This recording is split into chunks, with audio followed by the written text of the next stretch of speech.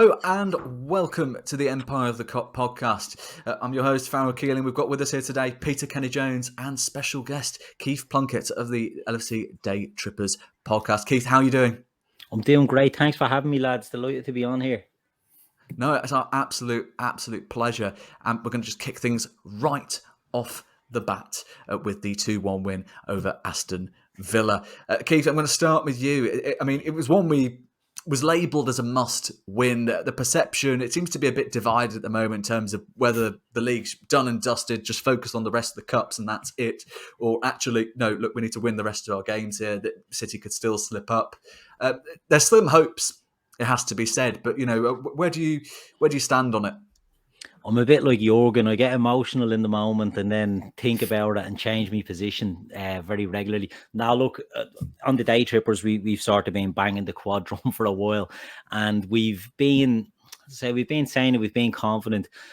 I think last night was the first real knock we've had because we're running out of games for Man City to drop points in, and I think last night was one of them that we really needed it. So, I think the league can still be won, but I do think we're going to have to start putting one eye now on the cup finals and still being able to put out squads that can win the games we have left in the league, but not going full strength because we do have other things to go for now at this stage.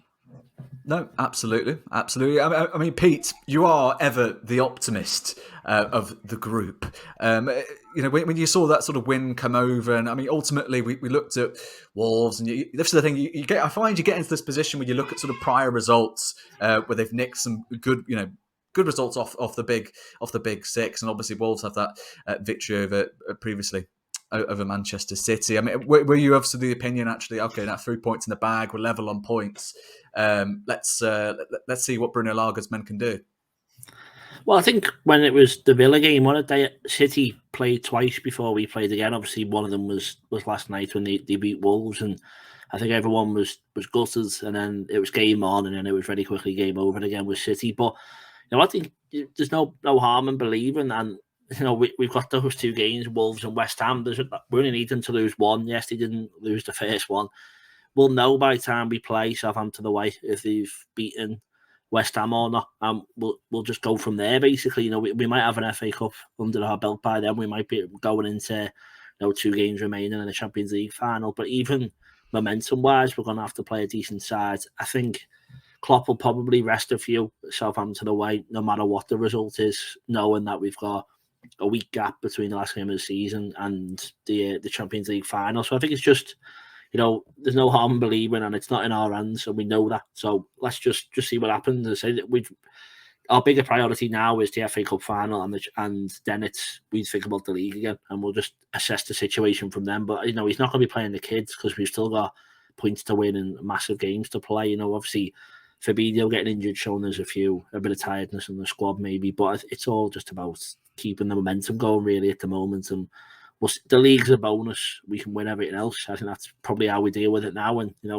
we can still win 4 trophies we can end the season with 4 trophies, and we've only got 4 games left this season. So I think I'll take that any day.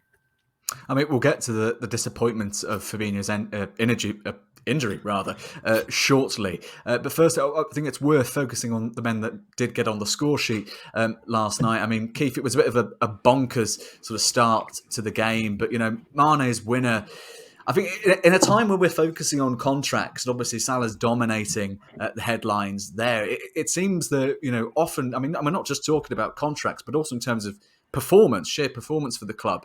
Mane does often get sort of overlooked. He certainly does. And look, on our podcast, we flip-flop all the time. And at the start of the season, I put my hand up. I was one that was saying maybe we should look to move Mane on with the contract situation. That I just felt his form had dipped and I didn't think he'd get it back. But the change of position has rejuvenated him. And we're seeing a player, not for the first time actually, he starts off as a right winger for us, goes to the left, excels in that position. Now he goes centrally and is excelling there. And he's just under the radar. He's been brilliant. He's carrying the goal threat at the moment when Mo Salah maybe hasn't been. And I think Sadio Mane gets overlooked will get overlooked maybe later on in the history of Liverpool. I think he's been one of the best signings we've made in the Premier League era, certainly, if not up near the very top, because his contribution to Liverpool, he's been unselfish. He's been a winner. He's been one that'll fight when we needed someone to fight. And I was delighted. The goal was a lovely goal that he got the other night, but it's just typical Mane at the moment. He's alive and he's alert to everything. Anything that comes into the box, he can do it. And he seems to have, when you've got a player like Diaz out on the wing and he's playing on the left wing, he's right footed, he's cutting back in. It was a clever run by Mane to get onto that header. It was a great cross in, but he's making that run. It's a difficult goal to score, but he does it because that's what Mane is. He's a killer at the moment. And, I think the contract stuff that he is being overlooked for Mo Salah. And I don't know, I trust whatever the club will do, but I just hope that we don't put our eggs too much into one basket and neglect, which I don't think they will. I mean, we're a well-run club. It's not, championship manager or FIFA or anything. You know what I mean? Like, these boys know what they're doing.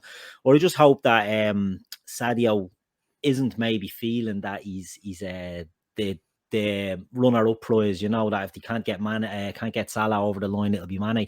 I think he's been excellent. I think he's really stepped up and has been the one, along with Diaz, that's been carrying us in the last few months, and look, fair play to him. It's brilliant. We also say, Mohamed Salah and Sadio Mane, the two best African players as well. And not only are they going head-to-head for the Golden Boot in England sort of nearly every year and going for it in the same strike force at Liverpool, but they're doing it in Africa as well. And we've seen Mane coming out on top on the double this year, really, with the AFCON win and then eliminating Egypt from the World Cup. So he's just absolutely flying and on the crest of a wave. And I just think I certainly will put my hand up and say that I've been guilty of maybe overlooking his contribution, writing him off after a few bad games, when the reality is he's just been an excellent, excellent player for us and he's shown it again now.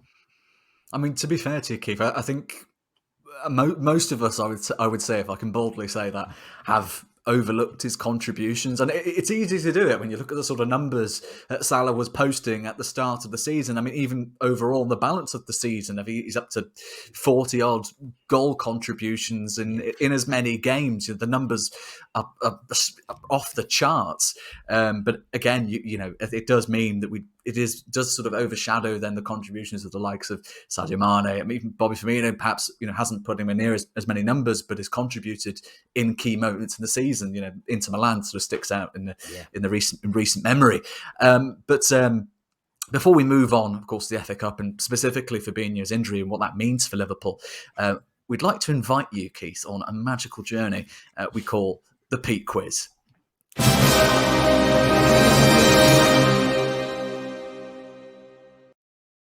Yeah, so great, Danny. Perfect. All right, so hello everyone, welcome to the Pete Quiz, sponsored by Empire of the Kop. So Keith, you haven't played before, and Farrell, you haven't played this game before. I've stayed on topic, I've stayed off topic. I'm going to change it a bit. It's not called the Pete Anything Quiz, it's just the Pete Quiz, so I can be flexible. So it is FA Cup final weekend, as you may know, and we have had 11 different players score in an FA Cup final for Liverpool. So all I'm going to ask you to is go head to head and just name a player who has scored in an FA Cup final. I'll give you 2 lives, 2, or what do you reckon, Farrell? 1 or 2? Give us 2. I reckon it's going to get ugly. Okay, then. So as you're the guest, Keith, you can call heads or tails. I have a coin. Heads. It's tails. Farrell, would you like to go first or second? I will. Keith, I'll tell you what. You can go first. Okay. So there's 11 different goal scorers. Yeah, just go for it. You got in FA Cup finals. FA Cup final goal scorers for Liverpool in our history. In our history, okay. We'll start off with Michael Owen. Do we keep going? Michael Owen is correct. 1 point. There we go. Yeah, no, we'll go head to head. Keep going back to each other. So over to Farrell. I'll go for the obvious one. Steven Gerrard. Steven Gerrard is correct. But I'm mortified if that wasn't. Over to Keith, scored in 2006 final. Okay. I'll take Michael Thomas. Michael Thomas is correct. Scored in the 1992 final. Great goal. Yeah, a bit before my time, but yeah. Farrell? I'll go with Ian Rush. Ian Rush, he scored in the most. He scored in 3 separate finals, 86, 89 and 92. Correct. So you've done 4 of the 11. Let me see. Kevin Keegan. Kevin Keegan is correct. 1974, he was the goal scorer. 3-2 over to Farrell. Might talk a little bit harder. Going to go with Andy Carroll. Andy Carroll scored 10 years ago in our last final against Chelsea when we lost, which hopefully will not happen again. 3-3. Keith. Djibril Cissé. Djibril Cissé, correct. 2006. You're doing well here. 4-3. We've got 1, 2, 3, 4 goal scorers left. 4 goal scorers left. So Kenny Dalglish. Incorrect. Incorrect. Oh, there goes a life. 4-3. Over to Keith. Let's see. It's a bit tricky now. I'm trying to think. Down to 4. I think how I can help. Craig Johnson. Craig Johnson is correct. Well done. 1986. That's 5-3. Farrell, you need a mistake and you need an answer. 1 life lost. Oh God. 3 to go. Oh, this is it's getting tricky. Is it 3 left? They're all before. I won't say when it was. So 1992, Michael Thomas. That final's been done. It's all now backwards from 92. So I won't tell you what years they are, but they're all before 92 now. I'm gonna. Ian St. John. Ian St. John is correct. Over to Keith. Let's see. Oh, wait a minute. I'm really sorry. There's 1, 2, 3. There's 5 left. I haven't scrolled up. There's 5 left. Sorry, 4 left with that one. Sorry, so there's now 4 left. I apologise. Let's see.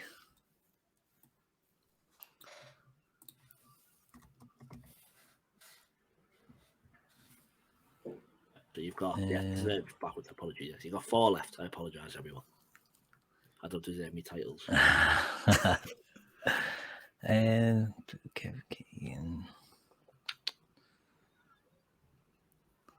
getting tricky now. It's getting tricky. You've got 2 lives. 2 lives. Right.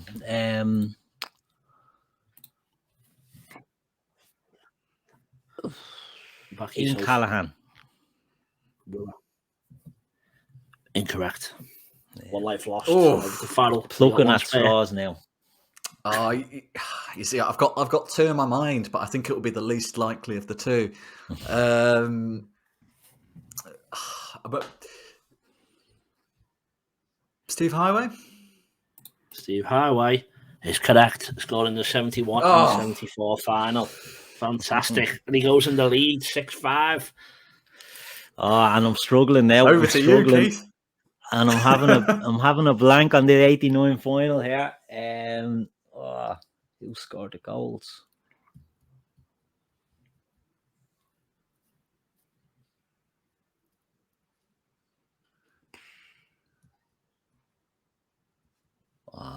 No. So yeah, we've got 1, 2, 3, 4 to go. 4 to go. Appreciate that, Darren. Our messages. All the people are against you. You're booed. We'll have to push you. Let's see. 4 to go. Ronnie Whelan. Incorrect. And you are out. But as you had 1 more go, obviously Farrell, you're ahead. But you got 1 last one, Farrell, if you want to say it. Say John Barnes. Incorrect. You are out. You had in 89. You could have had John Aldridge. That was 77. 77. We had Jimmy Cason, and you had Roger Hunt as well. So the 77 one was where I was focused. I couldn't think of who scored in that bleeding game. The Man United Jimmy Green off, wasn't it? So yeah, Roger Hunt obviously scored the same one as Ian St. John. But yeah, Farrell, you won. Well done. It's 2 in a row. Well done, Farrell. Oh, Congratulations. bloody, yeah, no, thank you. You should have caught me on the first one, Keith. I got 0 points. Yeah. But that has been yeah, well done. all been very uphill. Long may it last. But for now, this has been the Peter Kenny Jones quiz.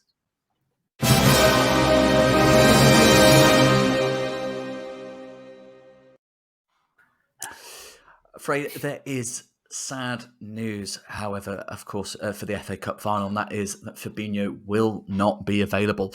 Further scans on his injury from the 2-1 Aston Villa win show it is a hamstring strain, and he will be fighting, hopefully, to be available for the Champions League final. I mean, Pete, it's a pretty big miss, because we're not just talking about, losing one of the likes of, say, Salah, Mane, or Matip or Konate. We're talking about a player who, very much enables the game of the players around him, enables us to be sort of as defensively solid as we are, whilst, having more sort of expressionist players like, say, Thiago Alcantara. I mean, what you're feeling about, firstly, the FA Cup final, does that sort of massively harm our chances for you? I think it's bad in the sense that we don't want to have a direct replacement. Obviously, Fabinho's probably the best in the world, I'd say, in his position. Obviously, there's a few around him. I think what he does so well, you almost don't notice. I think his role is almost pretty similar to Alisson. Like they just, because they do their job so perfectly, you almost forget that they're playing that well. And I think Fabinho not being there will be obviously a big blow for us. But it could help in a sense, because I think, well, it won't help, but it could be a benefit in the sense that Klopp had a bit of a selection dilemma with Keita, Thiago, Henderson, Fabinho. I think they all could throw the hat in the ring to deserve to play Champions League and FA Cup final. And now he doesn't have to make a decision of who not to play. I think with Henderson, it does feel like he's been maybe phased out or slightly not playing some of the bigger games right towards the end of the season. And I think, for your captain, he almost has to start. If I know, you can't, that is too much of a blow, I think, for Klopp not to play him. And I did think he would have started the FA Cup and Champions League final no matter what.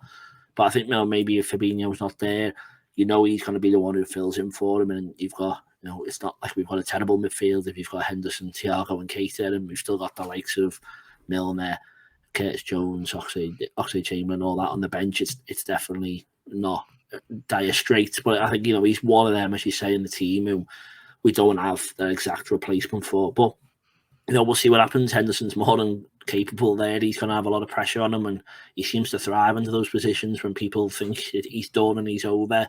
And and we can't take him off now, so he's probably going to be safe in the knowledge he's going to play 120 minutes if we need him in both the Champions League and FA Cup final, and he'll thrive under that. I think that's the type of player he is, and hopefully he'll be able to lift both of those trophies and know that he's fully earned his place in that side. And yeah, it'll be a massive part for him, I think, more than anyone, rather than look at the negatives or try and look at the positives and say, yeah, hopefully Hendo can come and shine from this position, and that's hopefully what will happen. I mean, there's a big shoes to fill in the first 11, Keith. But I mean, I'm of the mindset, personally, it's a role that suits Henderson and suits where his game is heading as he's getting into, in his 30s. But again, big shoes to fill, and it's a big game to have to jump in for the Brazilian. It really is. I mean, the one position, as Pete touched on, where we maybe don't have a lot of specialised players, is that holding midfield role. And I think Henderson, his game is drifting towards that. I actually think he's okay there. I just think he has to remain disciplined. His game has been built on fitness and his athleticism, where he's able to get around the pitch, he's able to press, he's able to run. And that's been on the wane over the last few years. Understandably, he's getting old, he's picking up injuries. But I think that central midfield position, he can do well, and especially if you're looking at a midfield three with Henderson at the base and Thiago and Keita either side of him, I think that can be okay. And I suppose it all depends on what Chelsea line up, how they line up, whether Kovacic is available or not. I think people don't believe he's as injured as he looked last night. But I just think if Henderson is on it from the start, I don't see an issue with playing him there. I would do everything in my power now to get Fabinho back for that Champions League final. I'd have every asthma inhaler that we have at the club. I'd have every blood spinning, every horse blood transplants or whatever it is they do in Germany. I'd be doing everything to get him back on the pitch. But I think for this one, I don't think there's any harm in having Henderson. And look, Liverpool at the moment have got a squad where whoever comes in, you're happy enough that they're going to do a job. It's the one area that maybe are a little bit worried we don't have that natural cover. But there could be a situation where Milner plays, and we spoke about this last night. Do you know what I mean? That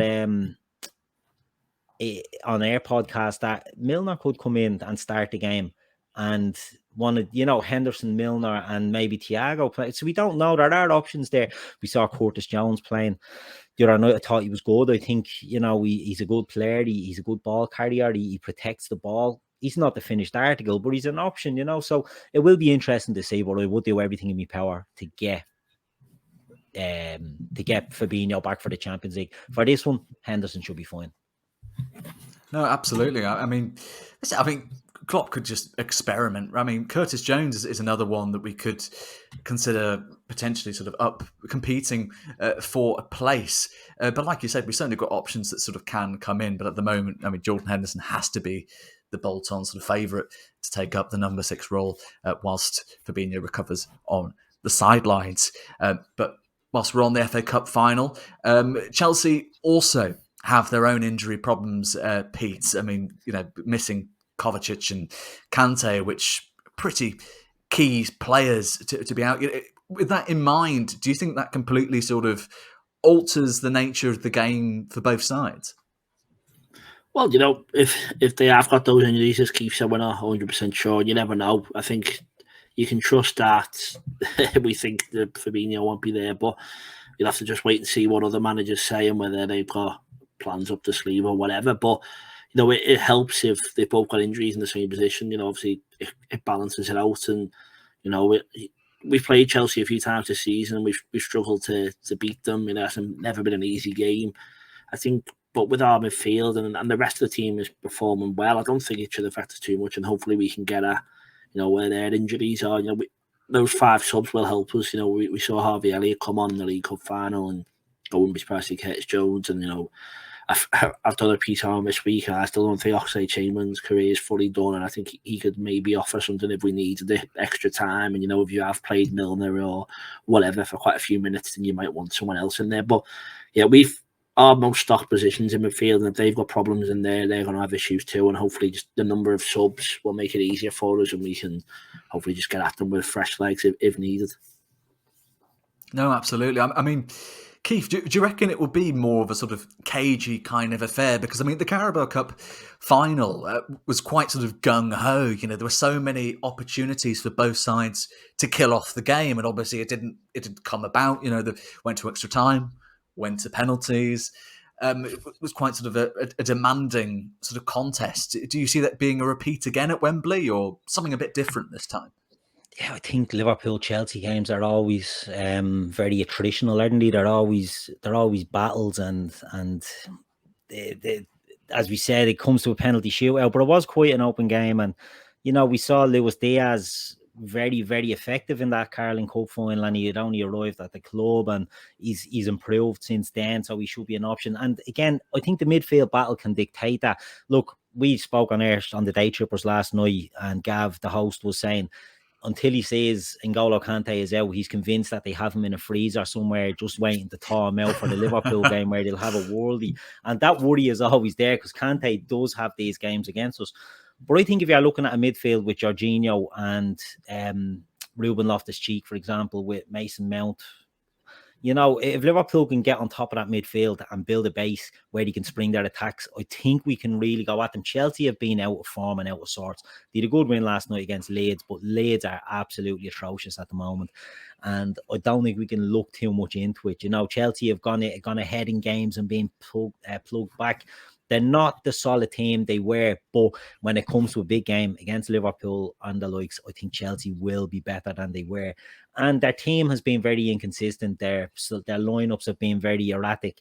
But I think he will go as strong as he can. So I think you will see I don't know if they're all available. Thiago Silva, for example, coming in, and Azpilicueta and all these senior players that won't make it easy for Liverpool. But I'm just confident that without even Salah, and Salah hasn't been his game hasn't been bad. Salah, he just hasn't been getting the goals. But with Diaz and Mane being able to carry the flag at the moment, I just think we'll have too much in attack, and I think we can really get at them.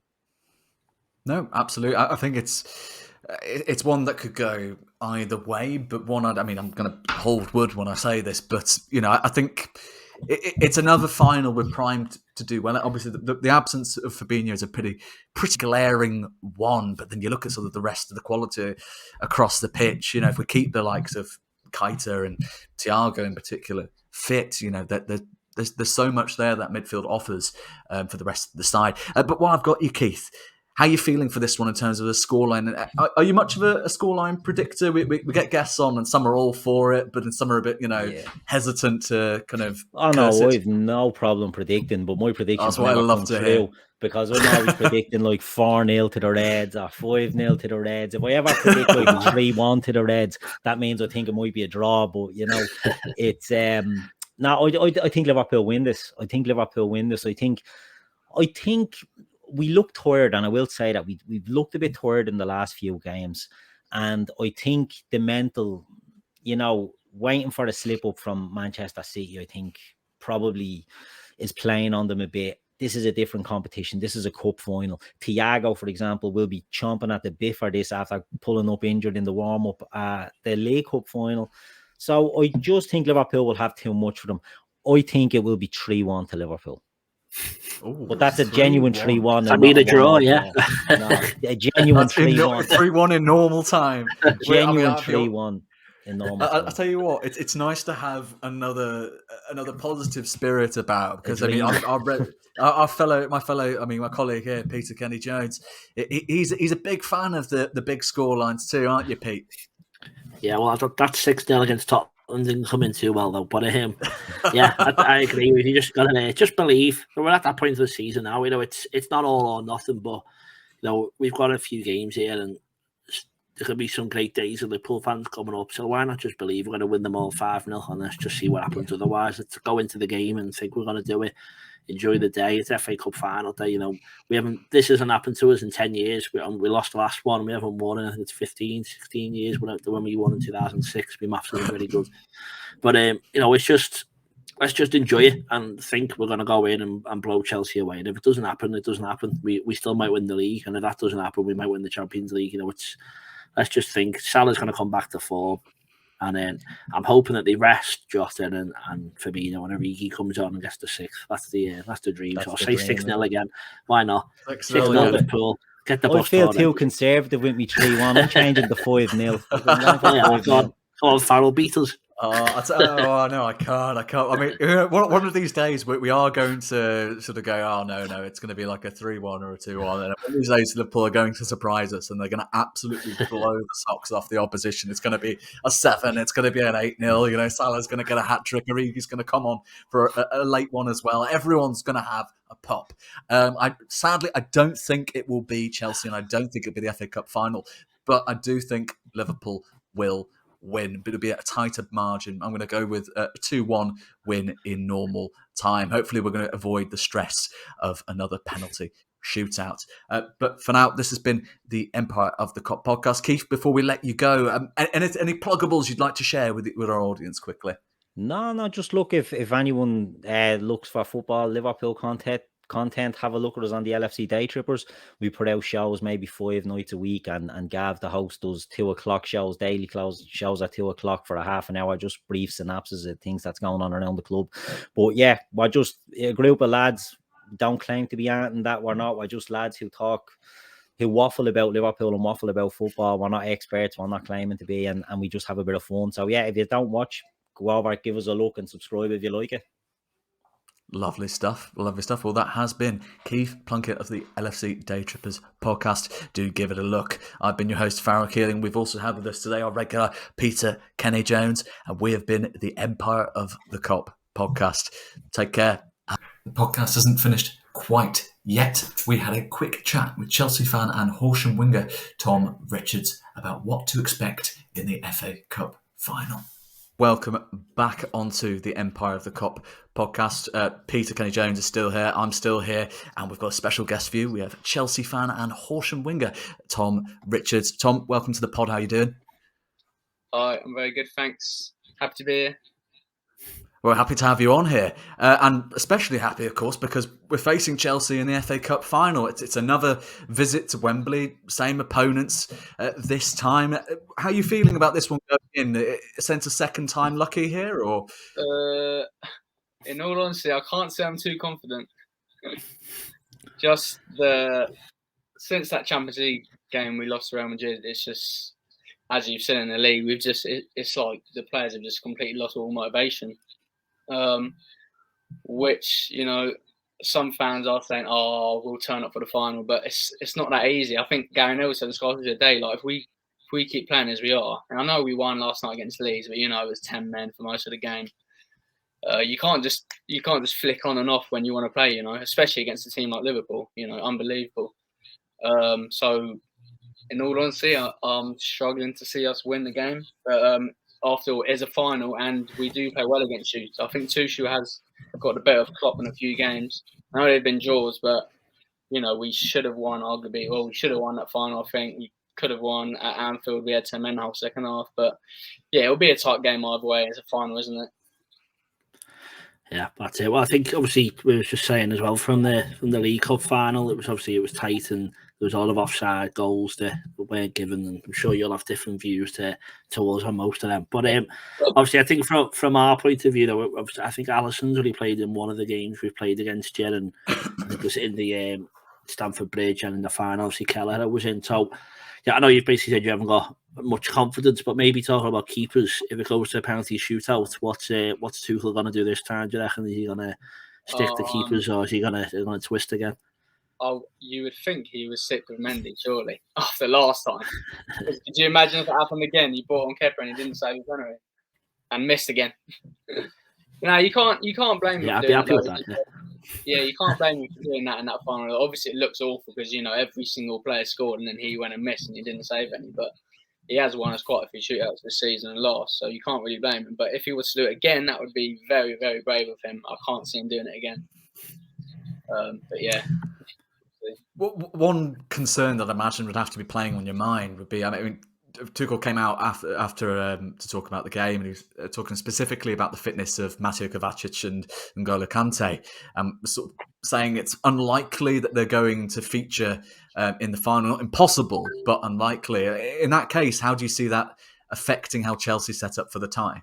Yeah, that is a big concern. I was literally having a chat with my mate last night, a Liverpool fan. He was watching the game live and he was like, "Oh, mate, I'm buzzing. Kovacic has just gone off." And because our midfield, yeah, if we play with Jorginho and Loftus-Cheek, you could definitely see Liverpool midfield running over that. I don't know what Fabinho, if he's injured or not. I know he came with his hamstring, didn't he, on Tuesday? But yeah, Loftus-Cheek is so hit and miss. One game he'll be the best player on the pitch. The next he'll be bang average. But he does that in a game as well. He'll have 5-10 minutes. He'll look unreal. Then he'll just give the ball away 2 or 3 times. It's really, really inconsistent. So yeah, I wouldn't have a lot of confidence if Kovacic wasn't out there. If it was Kovacic with Jorginho, I'd be a lot more confident. I think them two on their day are a match for any team. They can dominate games. I know Jorginho gets his critics, and I can see why. But he gets us playing. He really does. And if him and Kovacic are both playing and they're both on form, it should be a much better game. Yeah, maybe one last question before we ask for the score predictions. Now, obviously, managers like to rotate a bit in the FA Cup, and we've had Minamino was a bit of our League Cup and probably earlier FA Cup hero for us, but he never got a chance in the final. Do you reckon there's anyone that Tuchel stuck by in the earlier rounds that he might throw out for the final, or is it just going to be full strength and this is at the end of your season, basically? I think after that Champions League exit, I think it's just full strength. I know Malang Sarr has played a lot of FA Cup games, but I can't see him playing at all. He's been awful recently. But yeah, it'll be interesting. I'm pretty sure he will go with a full strength team. It was quite interesting this week, actually, because you'd think he would have played full strength Saturday, and then rested a few on Wednesday. But he actually done the opposite. So Saturday when we played Wolves, he rested Havertz, he rested Mount, I think another defender as well, I can't remember who, and then they all played last night. So it's sort of as if he wanted them to play last night to get a bit of momentum going into the final, because obviously we've been on such a bad run. But yeah, I think he'll go full out. I would be very surprised if Lukaku didn't start. He's actually looked very good the last 2 games. He's obviously trying to get some move, isn't he? So yeah, I'm hoping he'll be on it again and cause some problems. But yeah, I can't see him bringing any surprises, to be honest. Kante or Kovacic, hoping one of them fit at least. But yeah, we'll see. I mean, it seems it could go at the sort of the flip of a coin. I know you said you weren't feeling particularly optimistic, but sort of how are you? You know, gun to the head, what scoreline would you go with? I'm gonna have to be boring and say 1-1. Gun to the head. Penalties again? Yeah, gun to the head. Extra time wouldn't surprise me at all. You know, we've drawn 3 games this season that we played, haven't we? Tuchel is very, very good in one-off games, and we've got a weird squad, as in over the season we're just not quite good enough. But one-off games we can beat anyone, literally anyone. So yeah, draw would not surprise me at all. Maybe a goal in extra time 2-1 Chelsea, but that's me being a bit biased. I think Fabinho will be massive if he plays for you or not, because I think he is really, maybe not for you Liverpool fans, but I think in football in general he's really underrated. When you don't have him, you're a lot more open, I think. So I think that will be very key if he plays or not. Yeah, I think sadly he'll be ruled out. Yeah. That's be Fabinho in there, isn't it? Yeah. Sorry, Henderson. Sorry. Yeah. But well, I mean, Tom, thank you very much for popping on to the Empire, the Kop Podcast. But before we send you off on your merry way, I mean, you've won the Cup this season with Horsham, and just wondering about what your hopes are for the next campaign going forward. Yeah, so we won. It's called the Velocity Trophy, sort of like the Carabao Cup, you know, one of the least tainted ones. Now we had a good end to the season. We actually got to the first round of the FA Cup, played Carlisle away, which is quite a good achievement for a team in our league. Which sort of dented our league campaign. We got so far in the FA Cup, used so much engine. We were actually bottom of the league when we lost that first round FA Cup game, and then we won. I think we won 9 in a row or 10 in a row. So went up to mid-table, and then we just chilled there for the rest of the season. But we did finish the season really well. We won that cup, and I think we won 6 in the last 7 games. So we finished right on the top of the form guide. So we're definitely aiming for the playoffs next year at the minimum. And yeah, promotion is the main goal. Obviously, that would be brilliant. But yeah, playoffs at the minimum.